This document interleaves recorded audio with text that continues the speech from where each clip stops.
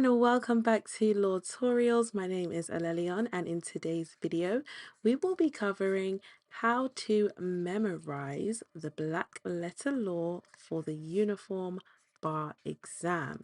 Okay, so obviously memorizing the law is something that's very important because that's what's going to help you when you are doing those MBE questions, when you're writing those essays, when you're looking for the nuances and the exceptions. Having that memory of the law is obviously what's going to help you get through the exam. So aside doing practice questions, memorizing the law is something that should not be forgone. It's something that you must do actively. Sorry, I'm no artist, but we'll just go with that. So before we go into the tips and the things that I'm going to share with you today, are things that I've actually done myself. So I'm just sharing with you what I did, so that you can take from it what you want. And obviously, knowing your learning style is very important when it comes to what's most effective for you. But one thing that I will say that goes universally, no matter what your learning style is that you should be focusing on and promoting active memorization, okay? Over, again, just trying to be creative for you here, over passive memorization. And what I mean by that is you want to be actively committing the law to your memory whilst, listening and reading outlines and lectures are good and they can play a part. That's more on the passive end, and what we really want to be focusing on is active, because the active stuff is you actually committing this stuff to your memory, okay? So I just wanted to put that out there. And of course, as I said, knowing your learning style also goes a long way in terms of the techniques that you use and what really works best for you. But we'll get straight into it, and we'll start off, of course, with number one. And excuse my diagramming here, I'm trying to make it as visually pleasing for you as possible. But the first thing, and this is kind of basic, almost, I don't want to say common sense, but this is something that's very important. So, number one,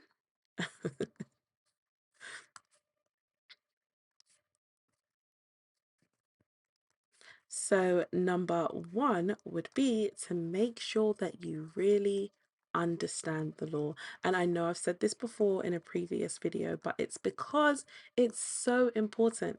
It's going to be much harder for you to really memorize something that you don't understand. So if you find that you're in a place where you kind of know what it says, what the rule of law is, but you always struggle to spot it when it comes to a question, or when it comes to, even just having to write out the law in an essay.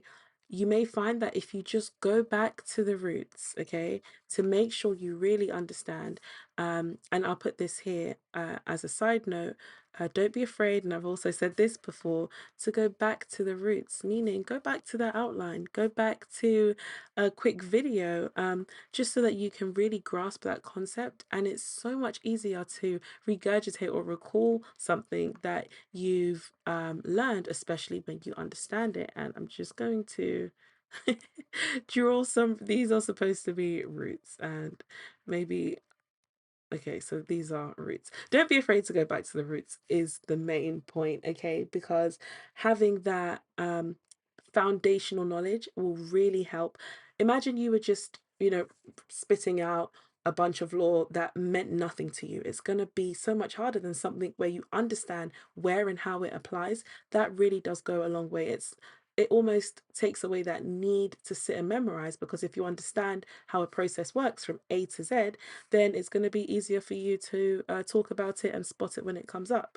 Another thing that I would say is helpful when it comes to understanding the law is always ask why. If you find yourself kind of just not understanding, like you just don't understand, ask yourself why.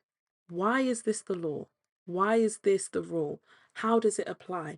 Go really deep in breaking it down. So I'm just saying, be curious, dig deeper, and sometimes just having that deeper understanding will help you really know the process and know the rule, know the nuance, know the exception, and therefore it will be easier for you to recall when it comes to the exam day. And then also when it comes to breaking down and understanding the law, you should be creating maybe examples for every area of law that you don't really understand. Just make up examples, scenarios, or anything that will help you really understand it so that you can memorize it in a way that makes sense to you. Okay, so that's the first one.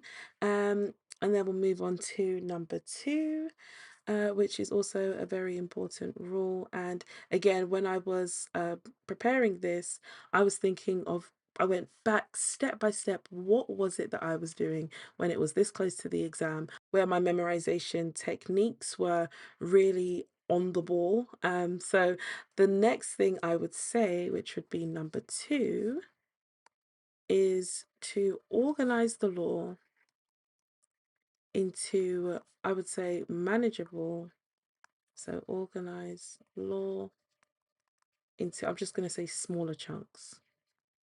Okay, so smaller chunks, smaller concepts. Yeah, we'll put concepts slash chunks. What I would say don't do is grab your Civ Pro outline, for example, and just start looking at it and just trying to memorize it. That's not advisable.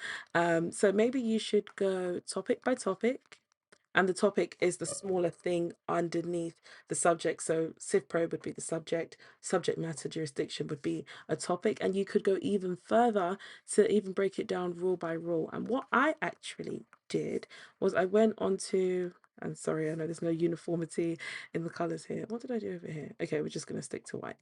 Okay, so what I did was I went onto the NCBE website, and they have the subject matter outline, and I actually did it rule by rule, or whatever was, however it was set out on there, and I would go through each one, see what my understanding was, just to make sure I had covered everything. And if I didn't cover it in depth, obviously I would have prioritized it based on the priority outlines. And you can, so I would also say check priority outlines. There are plenty of priority outlines online with real data. The one I used was Smart Bar Prep. I liked how they laid theirs out, and as you know, I like their outlines also. So check priority of rules, I'll say, um, and the frequency that they come up, so you know where to really spend your time and your focus. But don't try and tackle one subject all in one go without breaking it down. Otherwise, it will just become, it'll just be all mushed up in your head. And what you'll find is that you'll have a compound effect of learning topic by topic and rule by rule. And obviously, I know, especially when you're pressed for time, it may be difficult to spend time doing that. But even if you just go topic by topic, you'll have a compound effect where at the end, you'll know a majority of the subject, especially the ones that are more frequently tested. Okay, so let's move to number three. So number three is something I actually really enjoyed doing, and that was to teach the law. Okay, so I was teaching the law to anyone and everyone who would listen. And if I couldn't find anyone to listen, I would teach it to a video. I would record myself, watch it back, audio sometimes if I didn't feel like turning on my camera. And then I was also teaching it to family. I was also teaching it to friends. Sometimes, okay, so I never actually taught it so much to bar students, current bar students at my time, but then I was tutoring at the same time at some point, just because it was helping me, and I had such a good knowledge of the law based on the amount of times I had done it. Obviously, if you know my story, I realized that it wasn't so much my knowledge of the law, but just how I was testing that was my issue. So once I rectified that, I had no problem. But I enjoy teaching the law. Let's say bar students as well. If you know anyone who's not stressing too much to the point where they don't want to hear from anyone else. But yeah, teaching the law is something that definitely helps. And another thing I would say is when it comes to teaching the law, look for the gaps. And this is actually, there's a method to this, a name to this method. I just don't remember it. Funny, we're talking about memory and I don't remember. But there's a name to this method where you can then look for the gaps in what you've taught and then go back and really focus on those gaps. See where the questions where you couldn't answer them, where were your weak areas when you were teaching the law. So for example, when I was teaching, say, criminal law to my brother, and he had a bunch of questions about the definitions of murder, and I wasn't able to recall the NPC one as quickly, I noted that down and then I went back. So I tell them, go crazy, ask me as many questions as you need to. And um, yeah, then I would see where my weaknesses were. And obviously, I would try and teach people who knew nothing about law because they would have the most questions. They wouldn't always know what to ask for further information. So you should always just try and go as much in depth as possible so you can spot where your weak areas are. So look for gaps and then go back and review and go back to review. Okay, this is a simple one, and some people may not like this. They prefer to kind of study by themselves. But the reason why speaking the law and teaching it is something which will bring me to the next one soon. There's a cone of learning by I think a guy called Edgar Dale, and I'll slot it in if I find it, where it says that the more active, this is one of the more active things that you can do. And as a matter of fact, let me just pull that up. Okay, so Edgar Dale's cone of learning, as you can see, the top is more passive. So from this part, it's 10% of what you read. You remember 10% of what you read, 20% of what you hear, 30% of what you see, 50% of what you see and hear. And then it gets to the active part where you remember 70% of what you say and write. Okay. And then I think that's a 90% of what you do. So this is why I'm really big on active memorization. These things that I'm speaking on are mainly active. There are some passive ones in there, but the focus really is on the active stuff because that, look at that, 90% and 70% of what you say and write. So of course, that's where you really want to be focusing on when it comes to memorization instead of just maybe listening to lectures and stuff like that. And we will get to that towards the end, but I just wanted to share that with you to give you an example of why I was doing the things I was doing. Okay, so this was number 3, I believe. Yeah, I'm sorry, I didn't even we'll put number 3. Teach your law. Another thing I would say is teach it out loud. So that goes back to saying and writing. Don't just teach it in your head. I mean, you could do that, but teach it out loud if you can. Unless you're in a silent area of the library, I wouldn't want you getting kicked out during your crucial study time. Okay, so let's move on to number 4. So number 4 it's a traditional one, an old school one. Let me not forget to label it. And let's just focus here. Number 4 would be to write out the law, write out rules, I'll say, over and over again. I did this, and there was something about writing it and speaking it at the same time, actually. Whenever I would write something down, if I could, um, I would also speak it out loud. So it was like a double whammy kind of thing. And this, of course, helps. You can do it on a whiteboard, um, and rub it out and do it again. I did that sometimes, depending on the day, depending on the rule, how much I wanted to learn. Or you could just do it on a notepad. And whenever I did it on a notepad, one important thing was I always went back to review. I wouldn't just write it down and never look at it again. And we'll come to that when we're talking about flashcards. But the repetition and just, going back, and there's this thing called space repetition, which we can talk about in flashcards. Looking back at it will take you back into the rule and bring your memory of it to be, and heighten your memory of it even more. So repetitive. Repeat. I'll just say repeat. Okay, so that's number 4. Very basic, very to the point, but do this with, especially with the ones that you struggle with.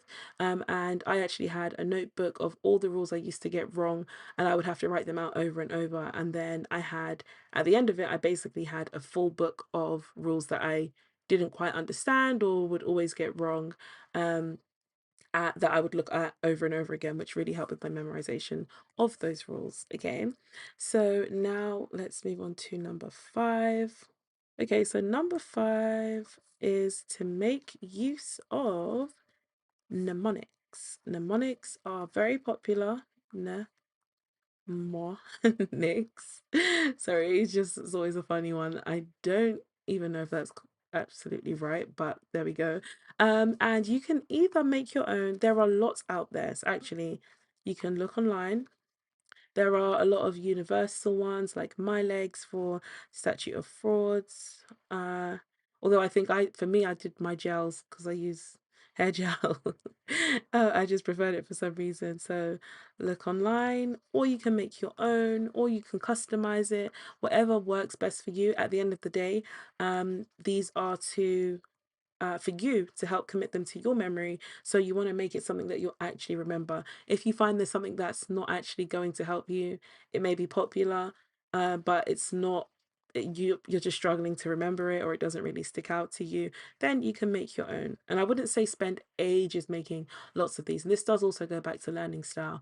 I personally didn't use that many mnemonics, but I did use some, and the ones that I did use, I remembered. So I would definitely say um, make use of them. Just maybe the harder ones, maybe for certain areas of law. That's how I did it.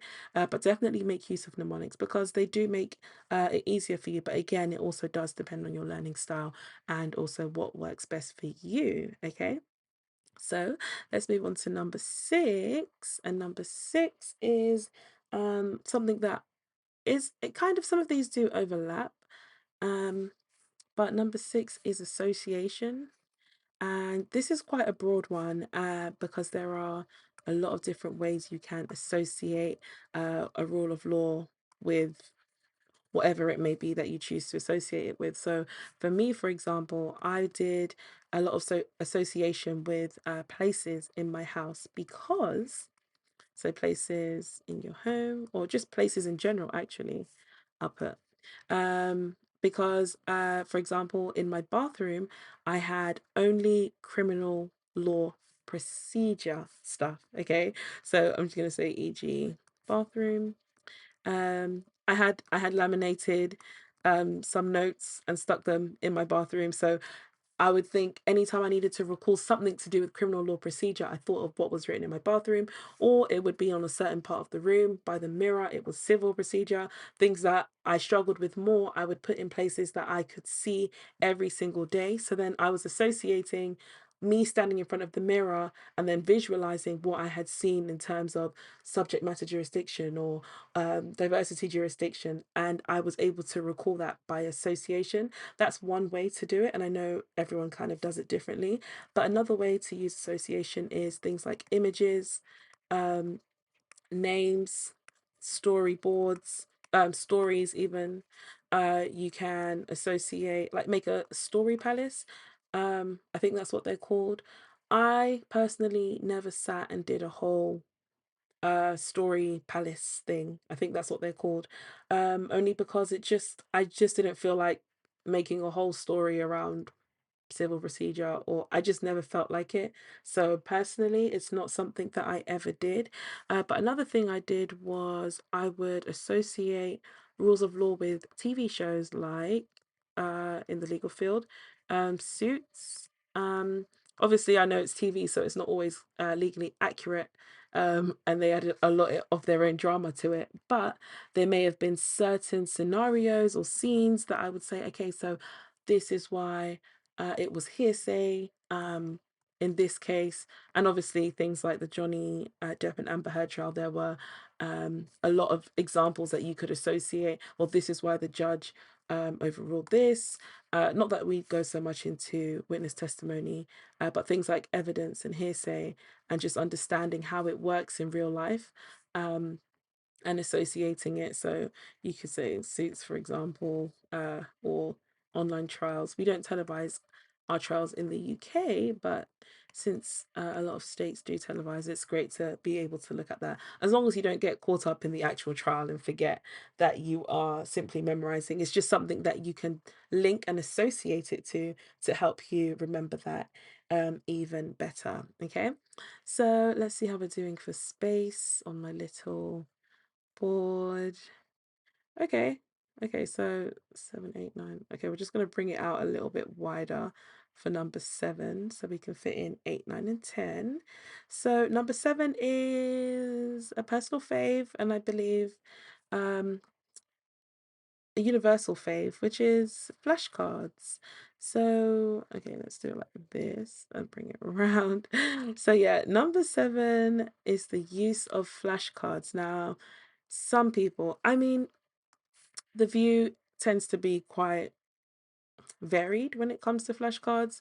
Some people like to use pre-made flashcards, some people like to use their own, some people don't like flashcards, some people don't like the digital ones. I used to really like to make my own, but I'm going to show you a couple of ways that you can use flashcards, whether they are your own or whether they are from an app. So, of course, using flashcards on an app, it's just easier because they're already there. So apps like Brainscape. So Brainscape, I think they have their own.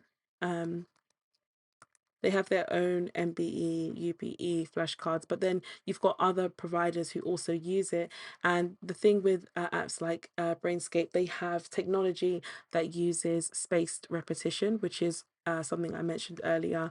It really just helps you, and you do have to be honest with these things. You can't, pretend you're getting all of them right when you're not. And by seeing the weaker ones over and over again, you actually get stronger and better at them.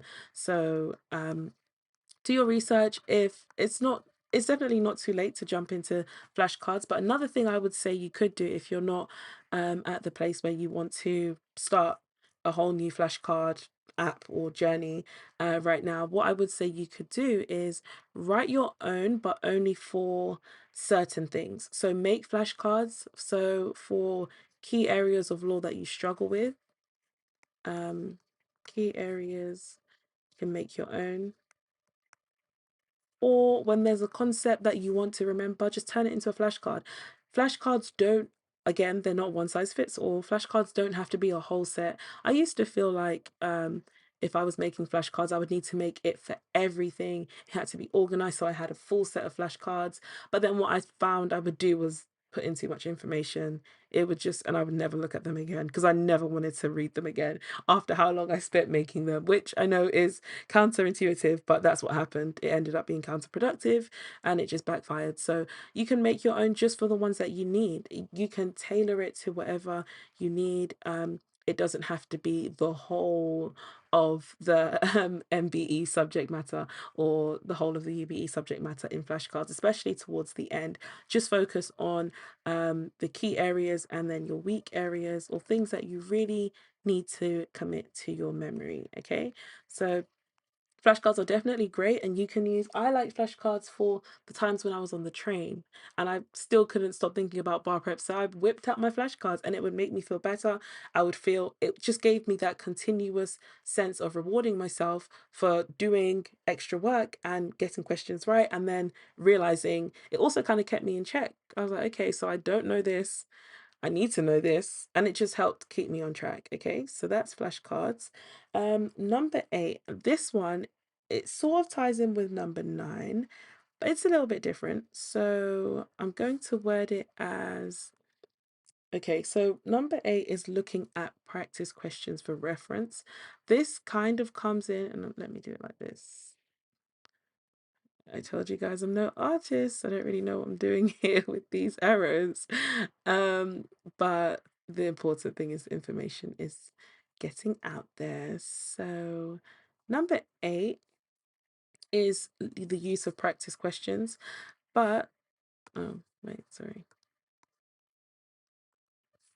So number 8 is making use of practice questions, but this is just to consolidate your okay, so use practice questions to consolidate your knowledge, or for reference to, let's say, to reference, confirm, solidify. So basically what I mean by that is when you're going through, and this kind of goes back to understanding the law, when you're going through like a rule of law and you don't really understand it, or it's not really sticking to your memory, go and look at a practice question in that rule of law and see how that rule is applied. Open your eyes to how it's being applied, how it's coming up, and that while you're doing this, just as during your memorization time that you actually set aside to memorize, while you're doing that and you're going back and looking at, so say you had let's say a tort question, and or you're going through a tort rule of law, maybe intentional torts, and you're thinking, okay, I get it, I'm memorizing, but let me just see how it comes up in a practice question. Then you're like, oh, okay, so this is how it comes up. This is how they're asking. This is how they're using it. Then while you're in that memorization session, which is what I used to call them, memorization sessions, because that's exactly what it was. But I would still go back and look at questions in that so that I could have something to link it to, which then kind of goes back to the association thing. So some of these do overlap, but I was just thinking all the way through everything I was doing, that definitely helped me with my memory, because when I would see a question that was similar, I would remember when I was memorizing the law and how I cross-referenced how it applied, and that would help me recall it when I would have something that was similar come up in either a practice question or even in the real exam itself. Okay, so let's do number 9. And number 9 is one of my faves, which these are in no particular order, apart from maybe number 1, because that does make a difference, a big impact across the board. But number 9, of course, is to, dun, dun, dun, sorry, my arrows are getting crazier and crazier. Number 9, and I don't even need to elaborate much more. Number 9 is to practice. I'm gonna do it again, practice. And again, practice. One more time. No, practice. So this is something that is literally just gonna help you doing questions over and over again, reviewing that law, and when you review, making notes. So active review, active practice, and really just paying attention. If you find that you're just kind of going through these questions, you're not really present, take a break, come back to it. Just try and come back with a fresh and clear mind, so that when you're ingesting or taking in whatever it is that you're practicing, these rules are actively being committed to your memory. Also, by way of scenario, by way of what was the call of the question, by way of just little things that will help you really just be familiar with the law that you are coming across in these practice questions. Okay, and finally, number 10, which we can just squeeze in over here. Okay, we can squeeze number 10 over here. Um, Number 10 is continuous exposure. And what I mean by continuous exposure kind of goes back to, I guess it's similar to the association, but when I say continuous exposure, what I was doing when it comes to this step is I was having I was basically living, breathing, and eating, drinking the bar exam everywhere I went. And yes, I was still taking my breaks. Yes, I had a very detailed but also very balanced schedule, I would say. But when it came to continuous exposure, what I meant by that was I had rules of law on my walls. I was listening to lectures or audio if I was maybe doing my hair or my makeup for whatever reason. Not that I was out much, but I recall when I was doing just tasks, I would have something in the background. I even once went to sleep to, I think, one of Jonathan Grossman's lectures and woke up to it, and it was just on repeat. And I just remember waking up to him saying a specific line, which helped it again stay in my memory. So again, that's just continuous exposure. Let's see. So walls, you can have it in your audio, you can have video, you can have pictures, concepts, just placing things around you, having those conversations. Oops. Conversations. Good thing this is number 10. Even on threads, and not to get too caught up in some of these threads that have a lot of things going on as well, but just having that continuous exposure through and through, just surrounding yourself with it. That's what I did. I was like, I'm everywhere I go, I want to see something that's going to help me in some way or another. And although most of these are more passive, they are heightened or strengthened once they're paired with you doing the active stuff that we have covered. So I guess we can go all the way around in a circle now, and I will let you see this all in one go. Can we fit it all on the screen? Okay, so let's start with number 1. Okay, so number 1, understanding the law. Number 2, organizing the law into smaller concepts or chunks. Number 3, teaching the law. Number 4, writing out the rules over and over. Number 5, mnemonics. Number 6, association. Number 7, flashcards. Number 8, using practice questions to reference, confirm, solidify, etc. Number 9, practice, practice, practice. And number 10, continuous exposure. So I hope this has been helpful. If you have any questions, if you would like further detail of any of these tips that I've gone through, please do leave a comment below. I will zoom out so you can screenshot this if you have to. I'm sorry, it's all over the place. Let's see. Can we fit it all on the screen? There we go. So if that's not too small, you can screenshot it. And I'll probably just make it prettier for you by highlighting the key points here. But that's been today's video. If you need any help, of course, please feel free to reach out to me. We are still having our workshop. If you're listening to this in July 2022, we're having the boot camp on the 18th, 20th and 22nd of July. The details are in the description box. I would love for you to show up. But all the best with your bar exam study. You've got this no matter where you've been, what you've been doing, who you've been studying with, the fact that you're here still trying to find ways to improve your chances of getting a passing score just tells me that you're ready to do the work. So it will pay off. So thank you so much for being here, and I will see you at the next video. LawTorials.